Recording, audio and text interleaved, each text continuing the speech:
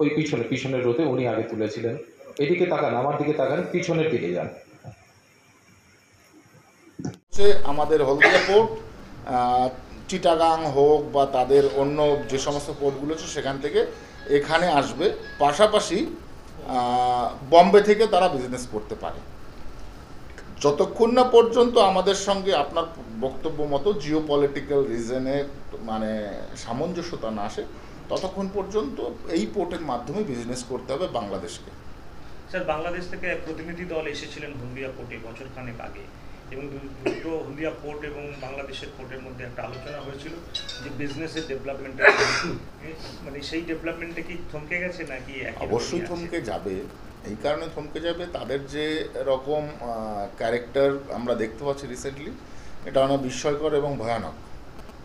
এত ছোট একটা দেশ, আমাদের অনেক স্টেটের থেকে ছোট বাংলাদেশ, বা পশ্চিমবঙ্গ থেকে একটুখানি বড় হবে, তো ওদের এত বড় কথা বা আমাদের ভারতের বিরুদ্ধে, তো স্বাভাবিকভাবে ভারত সেন্টিমেন্টালি এটা নিয়েছে। নর্থ ইস্টের প্রশ্ন যখন হচ্ছে যে that is integral part of us, তো সেখানে এরকম বক্তব্য দেওয়া উচিত না একজন সভ্য বুদ্ধিমান হয়ে। তো যে কারণেই ভারত এই স্ট্র্যাটেজি নিয়েছে যে কোনো সময় তাদের নেগেটিভ অ্যাক্টিভিটিস শুরু হতে পারে। আমি মনে করি ঠিক আছে, না আমাদের ওখান থেকে বাংলাদেশ সব কিছুতে নজরদারি হবে। না ওদের ল্যান্ডে আমাদের নামার ক্ষেত্রে কি ওদের কোনো বাধা নিষেধ হয়তোবা এই পোর্টের মাধ্যমে হবে না, কিন্তু অন্য যে চ্যানেলগুলো ছিল, যোগাযোগ মাধ্যমগুলো ছিল, সেগুলো বন্ধ হয়ে গেছে। আপনি এসে উদ্বোধন করছিলেন পাতিখালিতে ওয়াটারওয়েজের একটা প্ল্যান, আইডব্লিউএল এর একটা, সেটা এখনো বন্ধ হয়ে আছে, কিছু হয়নি। সেক্ষেত্রে কি নতুন কোনো চিন্তা ভাবনা?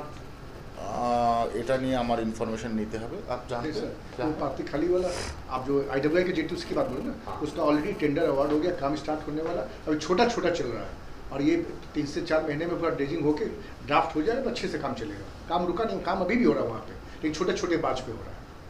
उधर तो छोटा बाज आता है, छोटा बाज में बाज का वहाँ का लेंथ मानी कि 180 मीटर है। तो अभी क्या है कि पानी का जो ड्राफ्ट है 70-80 मीटर तक है, 100 मीटर में ड्रेजिंग के कारण बाज नहीं आ पा रहा है, तो 70-80 मीटर में काम चल रहा है। बाकी काम करने के लिए ड्रेजिंग का काम स्टार्ट होने वाला है, इस महीने के आखिरी से स्टार्ट हो जाएगा। आईडब्ल्यूएल से प्रपोजल दिया था पोर्ट को जो लेने की, टेक ओवर करने के लिए, वो क्या सिचुएशन में है? वो बातचीत चल रही है, अपने एक सरकार के ऊपर है अभी।